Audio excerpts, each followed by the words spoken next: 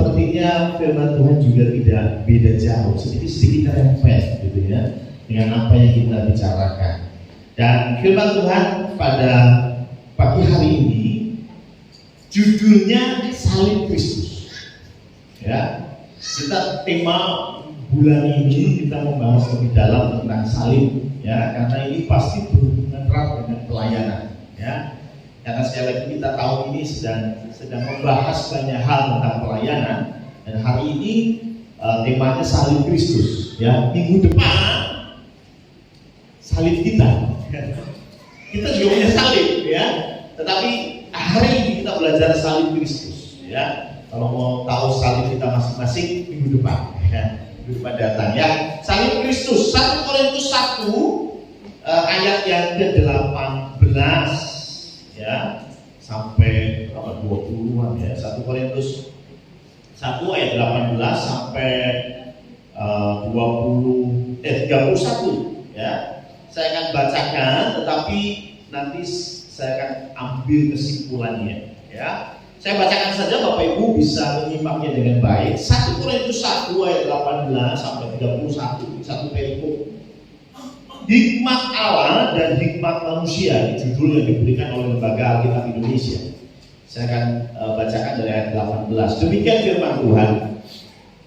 Sebab pemberitaan tentang salib memang adalah kebodohan bagi mereka yang akan binasa, tetapi bagi kita yang diselamatkan, pemberitaan itu adalah kekuatan Allah. Karena ada tertulis, aku akan membinasakan hikmat orang-orang berhikmat, dan kearifan orang-orang bijak akan melenyapkan. Di manakah orang yang berhikmat? Di manakah ahli Taurat? Di manakah pembantah dari dunia ini? Bukankah Allah telah membuat hikmat dunia ini menjadi kebodohan?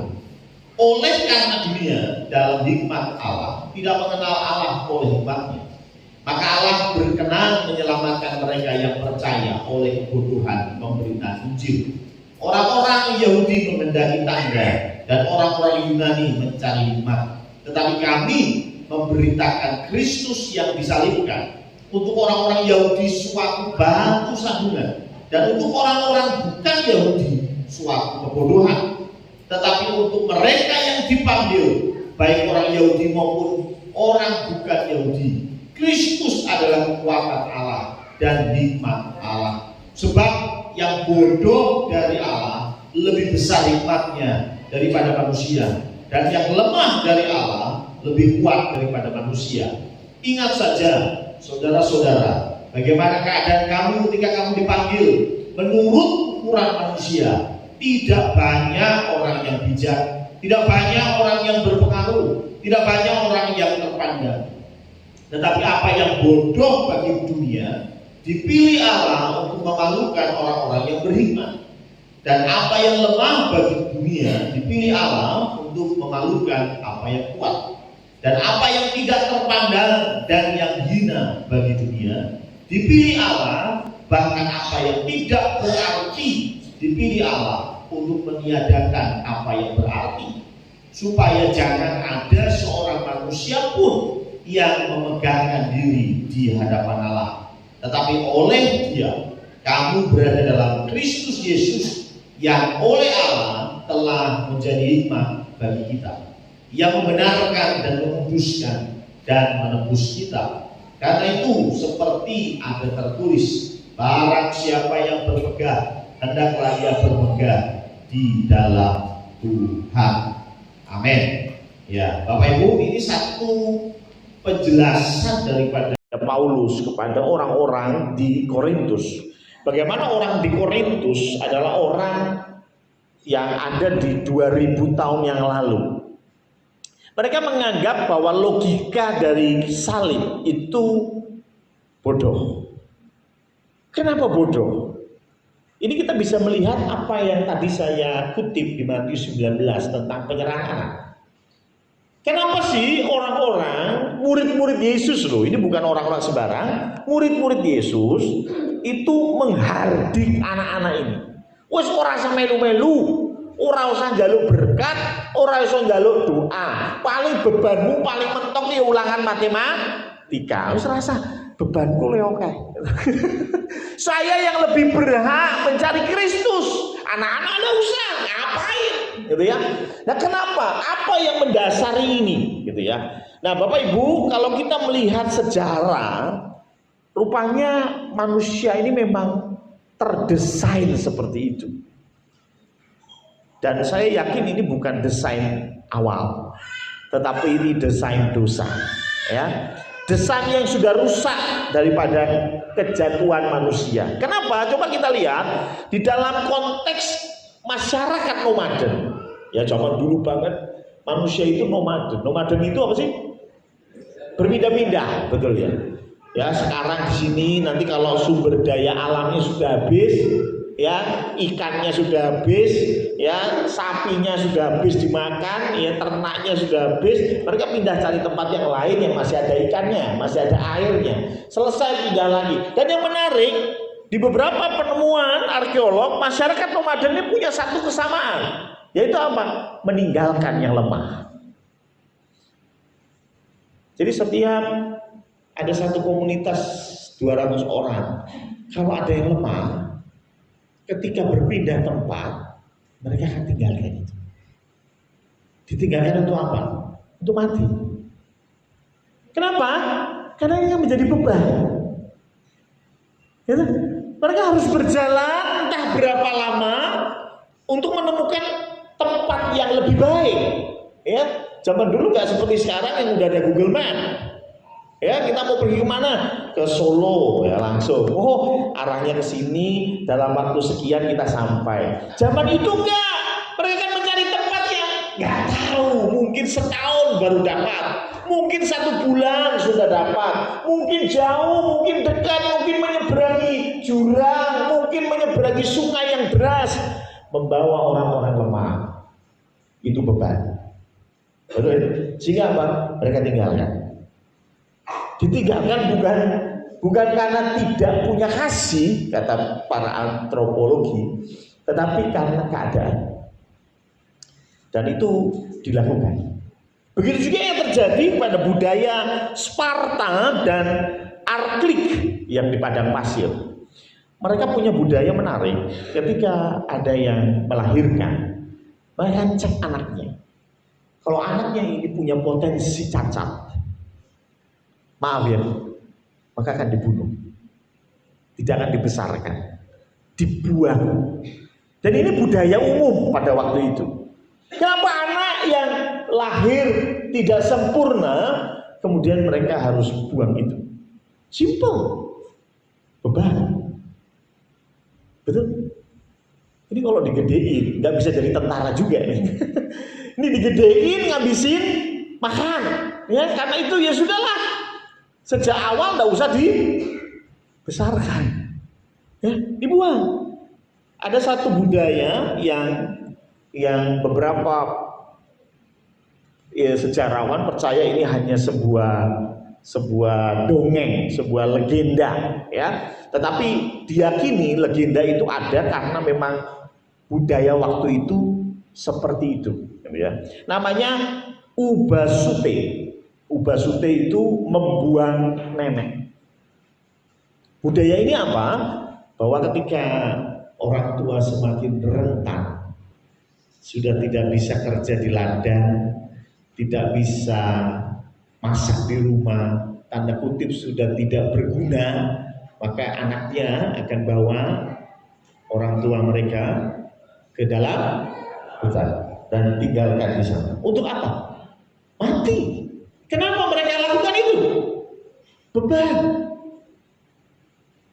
Ini lemah, nggak ada fungsinya. Buat apa kita kasih makan, ngabisin stok beras? Karena zaman itu makanan sulit, ya. Sehingga mereka lakukan ini, gitu ya. Sehingga orang-orang zaman itu menganggap bahwa kelemahan ini satu aib yang harus dibuang. Ya, dan itu terpancar dari budaya. Anda tahu Olimpiade? Olimpiade itu berasal dari sebuah lomba, ya. Lomba ketangkasan di dalam budaya Yunani, ya. Dan itu untuk menghormati dewa yang tinggal di Gunung Olimpik, ya, makanya disebut Olimpiade. Tapi yang menarik dari situ kita ambil kesimpulan bagi masyarakat zaman itu, orang yang kuat, orang yang sempurna perawakannya, bisa lari cepat, bisa lompat paling tinggi, bisa memanah paling tepat, itu punya nilai yang lebih di masyarakat. Tapi orang yang lemah, buat apa? Karena itu murid-murid Yesus ketika ada anak-anak datang kepada Tuhan Yesus minta berkat, Matius 19 yang tadi kita baca, mereka berpikir apa? Ini anak-anak mau ngapain sih? Ya, mau ngapain anak-anak? Kalau kita orang dewasa, Tuhan bisa pakai kita. Tapi anak-anak buat apa? Cuman bisa teriak-teriak di dalam gereja. Lari sana, lari sini, ganggu buanti. Sudahlah, ya keluarkan saja. Mari kita tengking rame-rame, gitu ya. Kenapa? Karena konsepnya ini anak-anak lemah. Ini hanya beban. Ini hanya bikin kisruh, sehingga disingkirkan. Ya. Tetapi puji Tuhan, Tuhan bilang apa? Stop, biarkan anak-anak itu datang. Ini logika yang bertolak belakang dengan budaya pada waktu itu. Budaya pada waktu itu merasa sekali lagi yang lemah dihabisi, yang lemah gak pantas hidup, yang lemah itu tidak perlu dipertahankan. Itu yang terjadi. Dan itu gak hanya bicara budaya di seluruh dunia. Kalau kita lihat di Alkitab, coba kita buka di dalam 2 Raja-Raja 6 ayat yang ke-28 sampai 29. Ini cerita tentang kota Samaria yang dikepung oleh Ben-Hadad, ya. Dan ketika terjadi pengepungan, ini terjadi kelaparan hebat. Ya, kelaparan hebat. Dan di 2 Raja-Raja 6 ayat 28 ini satu cerita yang miris sekali. Dikatakan demikian. Kemudian bertanyalah raja kepadanya, ada apa? Jawab perempuan ini temannya, ya, berkata kepadaku, berilah anakmu laki-laki supaya ngeri ya, supaya kita makan dia pada hari ini, dan besok akan kita makan anakku laki-laki. Ayat 29. Jadi kami memasak anakku. Jadi ini nggak hanya terjadi di budaya Yunani, nggak hanya terjadi di Jepang, nggak hanya terjadi di mana di luar Israel, tetapi di Israel pun terjadi. Bagaimana mereka makan anak mereka sendiri dalam kondisi sulit. Kenapa anak yang dimakan?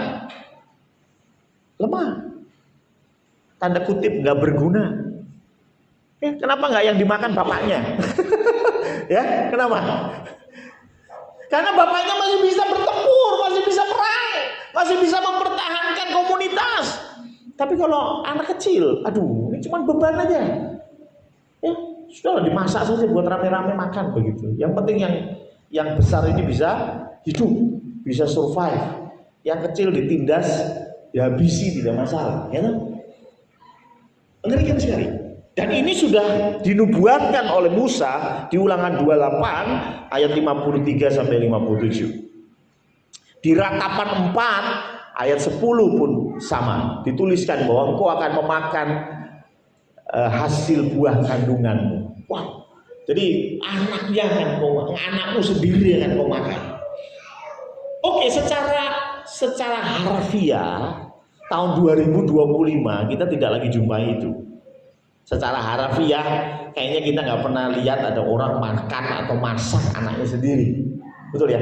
Semiskin apapun, nggak bisa makan seperti apapun, kayaknya kita nggak jumpai itu. Tetapi jujur saja, apakah konteks atau spirit memakan tanda kutip yang lemah itu masih ada sampai sekarang? Masih. Memakan yang lemah sampai hari ini itu menjadi spiritnya dunia. Masih ada. Saya nggak menutup mata. Kalau Indonesia ini pun kalau nggak hati-hati ya dimakan juga kita. Sama siapa? Ya negara-negara lain. Betul kan? Saya nggak terus menyalahkan, tetapi itulah sistem dunia. Kalau kamu nggak bisa bertahan, ya kamu dimakan. Betul kan? Dalam konteks apapun. Ketika industri luar negeri jauh lebih besar, sehingga bisa menghasilkan barang yang jauh lebih murah, betul? Dan barang itu membanjiri Indonesia. Ya, makanya ada yang bilang bahwa Tuhan itu orang Cina. Kok kenapa Tuhan orang Cina? Karena Cina membuat apapun. Ya, karena because Chinese made everything. Ya. Karena Tuhan menciptakan segala sesuatu. Cina menciptakan segala sesuatu ya. Mulai dari sandal jepit sampai mobil listrik, betul ya? Semua made in Cina. Semua dibanjiri. Kalau nggak bisa bertahan, habis. Loh, itu yang terjadi. Mau tidak mau, suka tidak suka, itu sistem di dunia. Betul, dalam pekerjaan. Kalau cara kerjamu kalah dengan performance orang lain, kalau ada perampingan karyawan, siapa yang dipecat? Yang performance-nya bagus, yang masih muda, atau yang sudah tidak menghasilkan? Betul kan? Loh, itu dunia kan? Tapi saya mau tanya, apakah kita bisa salahkan itu? Ya, nggak bisa juga. Ya, karena itu sistem bertahan hidup. Sama seperti orang nomaden yang kemudian meninggalkan yang lemah. Mungkin kita berkata, aduh sadis sekali, yang lemah ditinggal. Tapi kalau yang lemah dibawa, bisa jadi satu komunitas habis semua. Karena mereka nggak bisa bertahan. Dengan cadangan makanan, dengan apa yang ada di depan, tantangan yang di depan, habis semuanya. Maka dari itu, daripada habis semua, yang lemah dibuang. Perusahaan juga sama. Yang sudah tua-tua, yang tidak lagi produktif, yang gajinya kebesaran, harusnya itu juga terjadi di BUMN. Ya, yang sudah tua-tua, yang gajinya gede-gede, ya nggak menghasilkan, cut, buang. Loh, bener kan? Katanya mau perampingan, ya itu, gitu ya. Tapi yang masih muda, yang masih bisa bertahan, bekerja dengan baik, pertahankan. Itu konsep dunia. Loh, saya nggak berkata itu 100% salah, enggak. Ya benar juga. Ya, karena kalau nggak begitu, semua komunitas kolaps. Tapi yang menarik, dengan segala hikmat manusia yang tadi saya bilang, itu hikmat manusia.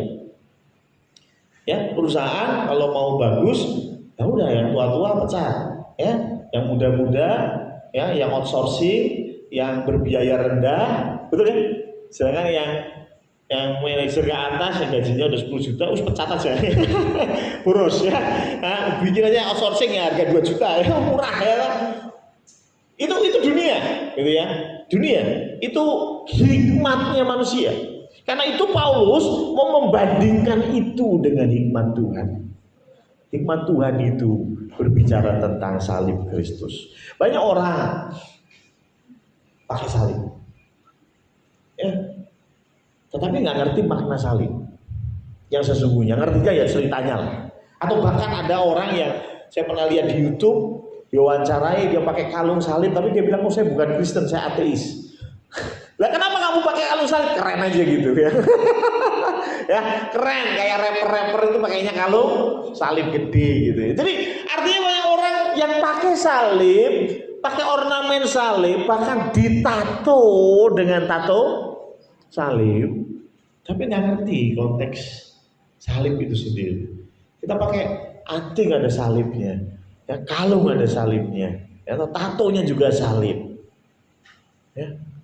Tapi kaosnya pun mungkin ada salibnya, keren, ya. Dikirain salib, ternyata lambangnya Roger ya. Bajak laut ya. Bajak laut apa, jangkrik putih ya. Shirohige ya. Kan bentuknya salib juga ya. Ya. Tapi banyak orang yang nggak ngerti mengerti tentang apa itu konteks salib. Salib itu membalikkan hikmat manusia. Hikmat manusia berkata, yang lemah habisi, yang lemah harus diselesaikan. Anak-anak kecil yang nggak perlu kita tinggalkan. Tetapi salib Kristus berbicara tentang pengorbanan. Karena itu ketika tadi saya baca, Paulus mengingatkan jemaat di Korintus, ingat ketika engkau dipanggil oleh Tuhan, apakah engkau layak? Ingat ketika engkau dipanggil oleh Tuhan, apakah engkau orang yang beriman? Tidak. Tuhan tidak manggil orang yang pinter. Tuhan tidak manggil orang yang kuat. Tuhan tidak manggil orang yang berkuasa. Tetapi Tuhan panggil orang-orang yang lemah, orang-orang yang tersingkirkan, orang-orang yang tidak mendapat perhatian. Tuhan panggil. Dan salah satunya adalah kita. Kita ketika dipanggil bukan siapa-siapa. Betul. Tetapi Tuhan sudah membawa kita sampai hari ini menikmati berkat Tuhan, menikmati penyertaan Tuhan. Saya yakin dan percaya ini satu kasih karunia yang luar biasa. Nah, karena itu salib ini membelokkan hikmat manusia. Hikmat manusia berkata, kamu harus fokus kepada yang kuat, kamu harus fokus kepada yang punya potensi.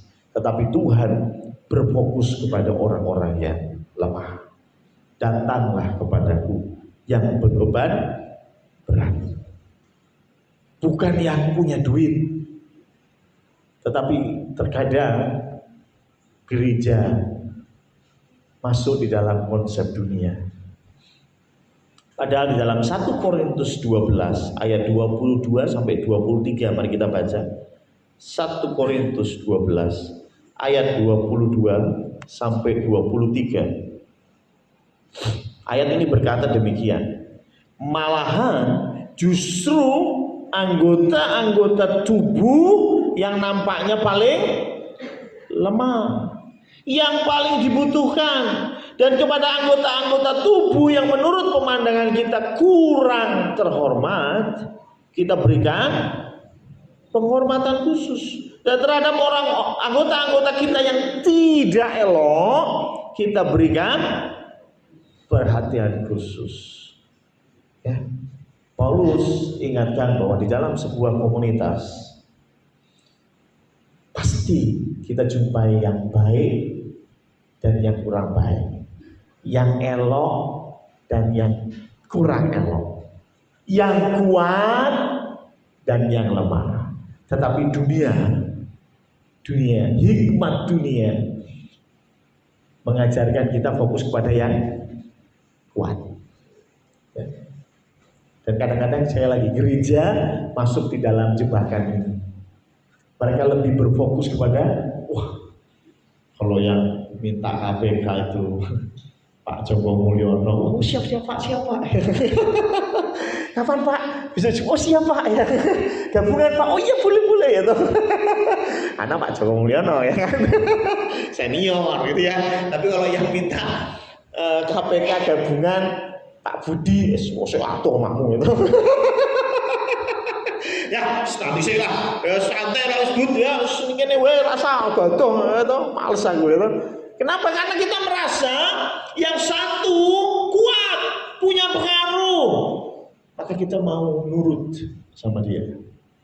Tapi orang yang lemah, yang tidak elok, kita merasa ini, oke lah, nggak perlu diperhatikan, tidak apa-apa. Makanya Tuhan Yesus kasih contoh, aku datang itu bukan orang yang benar.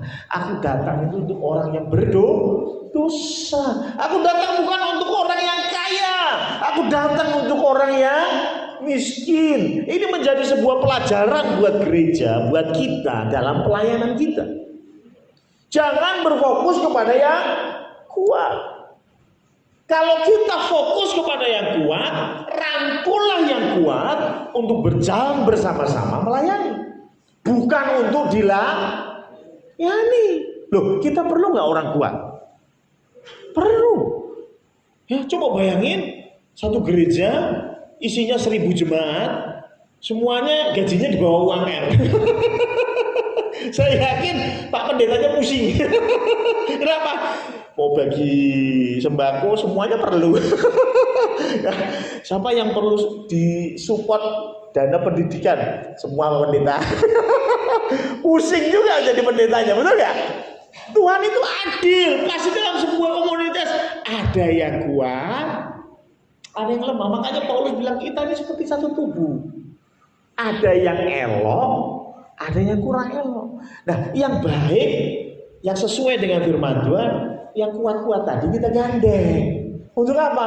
Untuk pelayan, bukan untuk melayani. Bukan untuk dilayani, tetapi untuk melayani. Siapa yang perlu dilayani? Yang lemah, yang sakit.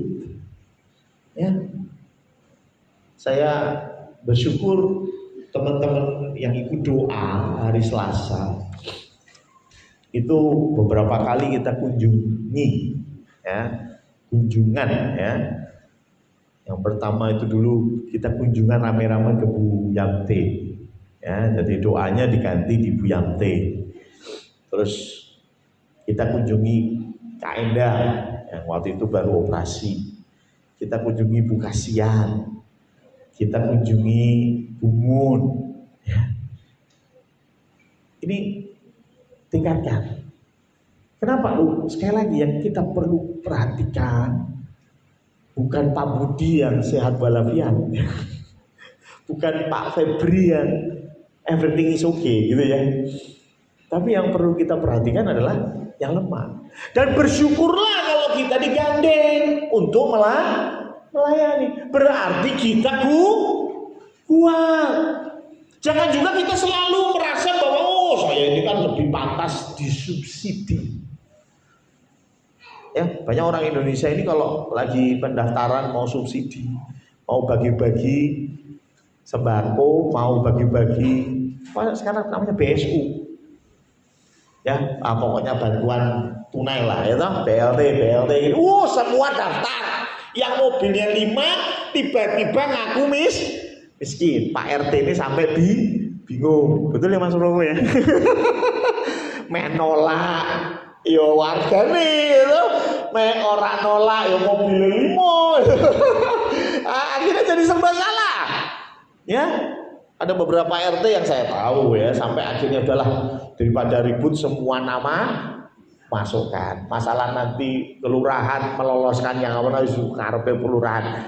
Ini kesannya seperti lepas tangan aja lah ya. Dosanya ya saya cuci tangan dan dosanya terserah kelurahan. Loh, sebetulnya kan kelurahan tuh cari informasi dari Pak RT. Kenapa? Loh, RT yang tahu. Ya tuh. Pak Joko Mulyono, cukup, ya. Pak Budi, cukup. Itu kan yang ngerti Pak RT. Makanya kelurahan gandeng Pak RT. Tapi sekali lagi kadang-kadang wong sih, maaf ya, merasa kuat. Itu tiba-tiba kalau pas pembagian begitu, tiba-tiba merasa lemah, ya toh?